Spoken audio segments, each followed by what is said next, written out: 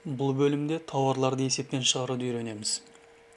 Естеріңізде болса, алдыңғы бөлімдерде бас бухгалтердің атына авансовый отчет, яғни алғы төлем есептемесін берген болатынбыз, 50 000 теңге. Ол кісі бірнеше уақыттан кейін құжатын алып келіп, авансовый отчетты жапты. Енді сол құжаттың негізінде біз қазір тауарды поступление жасаймыз. Мен счет фактурасын алдын ала дайындап қойдым, жанармай. Қазір осы счет фактураның негізінде біз поступление жасаймыз. Покупка, поступление ТМЗ и услуг.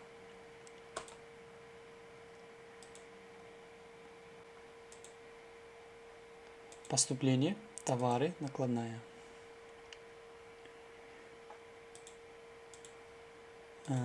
Датасы 20 июль.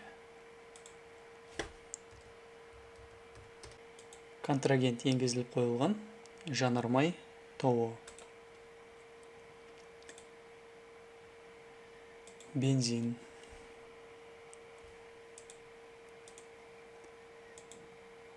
$500 литр 100 теңгеден.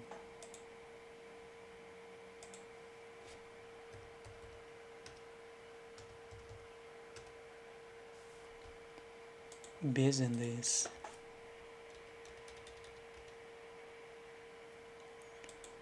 Записать. Ввести счет фактуру. Ввести новый счет фактуру.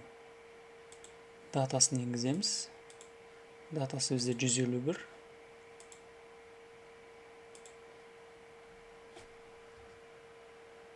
Номер счет фактуры 151. Датасы 20.07.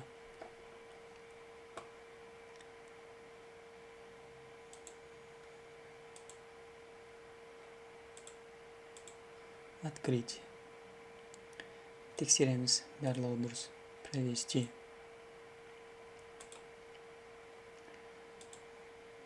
Келіп түскен тауарды құжат негізінде отырғыздық.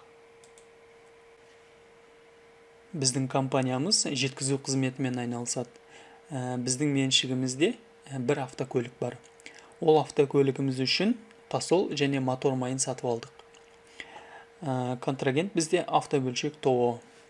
Енді осы құжаттың негізінде тағы да бір поступление жасаймыз.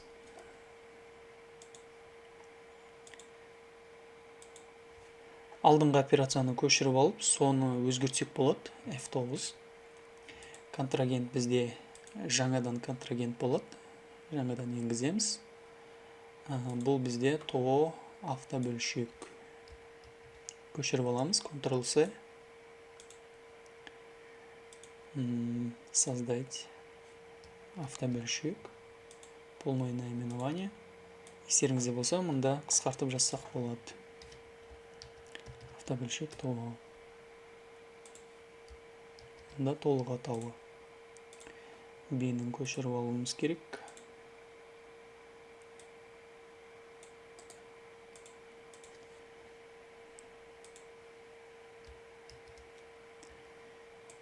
КБ 17.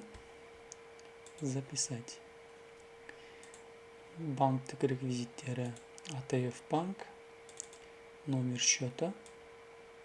Счетының номері. Копировать. Банковские счета создать. Бұл бізде АТФ банк. Банктердің тізімінен іздейміз. Егер АТФ банк болмаса, подборды басамыз. Осы жерден АТФ банкты іздейміз.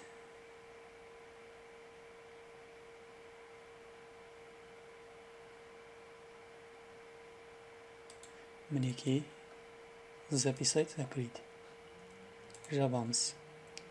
Міне тізімнен АТФ банк шықты. Енді АТФ банк таңдаймыз. Номер счета жазамыз. Записать.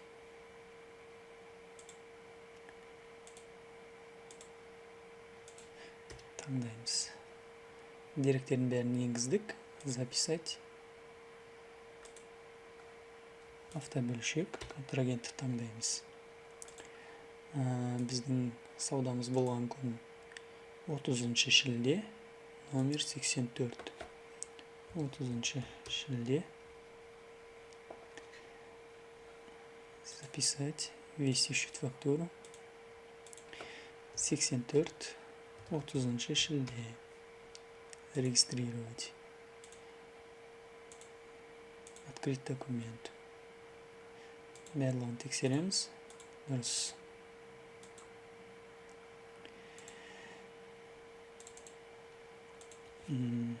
Кешірім сұрайым. Мұнда номенклатураны жазуды ұмытып кеттік. Показать все. Номенклатура. Бізде жаңа номенклатура. Жаңадан енгізуіміз керек. Создать. Тосол. 10 литр.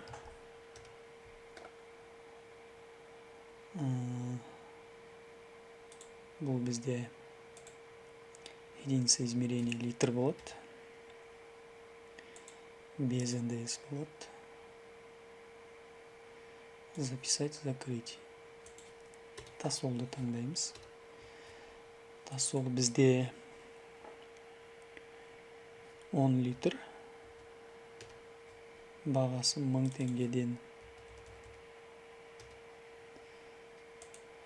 Мотор тосол 10 литр. Бағасы 1000 теңгеден. Ендігі кезекте мотор майы 10 литр 500 теңгеден. Жаңа номенклатура. Показать все. Товары. Тосол. Создать. Мотор майы. Бұл да бізде литр болады. Без НДС. Записать. Мотор майын таңдаймыз. 10 литр 500 теңге. Жалпы 15 000 теңге. Дұрыс. 15 000 теңге. Провести. Осы енгізілген тауарлардың негізінде біз оларды есептен шығарамыз. Себебі бұл тауарлар қоймаға келді, бірдестен қолданысқа енгізіліп кетті. Қоймада қалған жоқ. Сіздерге мысал ретінде бұл тауарларды үшке бөліп списать етеміз. Мысалы, жанармайды шілде айында 200, тамыз айында 200, қыркүйек айында 100. Тосолды және мотор майын 3 және 4 литрдан списать етіп тастаймыз. Ол үшін номенклатура және қойма. Списание ТМЗ. Біздің тауарларымыз, негізі оны оборотный сальдо ведомостьтен ашып қарайтын болсақ, бұл тауарлар бізде ілініп тұрады. Белгілі бір уақыт өткеннен кейін, тауарлар қолданысқа енгізіліп біткеннен кейін, біз оларды списать етіп тастауымыз керек. Мысалы, товары, сальдо на конец периодын ашып қарайтын болсақ, біз тауарларымызды көреміз. Мінекей. Біз осыны списать етіп тастауымыз керек қазір.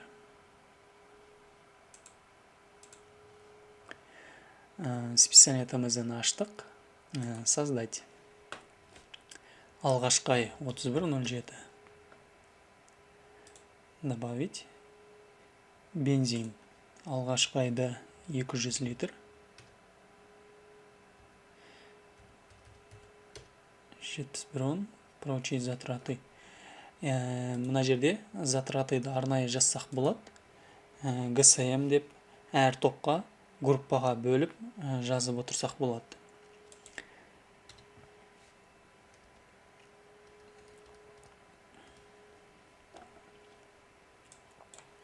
Бензинді списать еттік. Енді тосол 3 литр.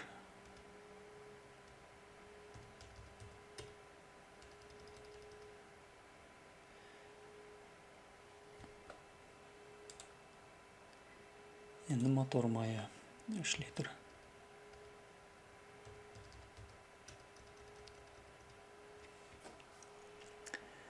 записать, провести.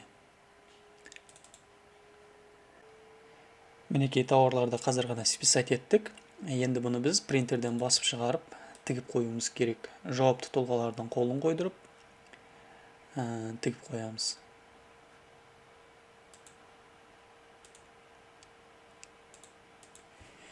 Енді келесі ай тамыз айында дәл осы сома бойынша списать етеміз тағы да. 31.08 бензин 200, тасол, мотор майы барлығы дұрыс. Списать. Үшінші ай F9 30.09, мотор майы бізде қалған бөлігі 4, тасол 4. Провести, закрыть. Есте сақтаңыздар, егер қоймада нақты көрсеткіштен асып кететін болса, списать еткен кезде ол списать етілмейді. Мысалы, дәл қазір бізде по факту остаток тасол мен мотор майында 4 литрдан қалды. Егер біз осы жерден 5 литр списать ететін болсақ, бұл бізге операция жүзеге аспайды. Себебі бізде 1 литр жоқ. Мінекей, не удалось. Негізгі остаток біздер 4 литр. Осылайша біз қазір келген тауарларды списать етіп жібердік. Тексереміз отчеты, оборотная сальдовая ведомость. 30.09 бірге алайық. Товары. Мінекей, остатокта жоқ. Списать етіліп кетті. Осылайша тауарларды есептен шығарып отырамыз.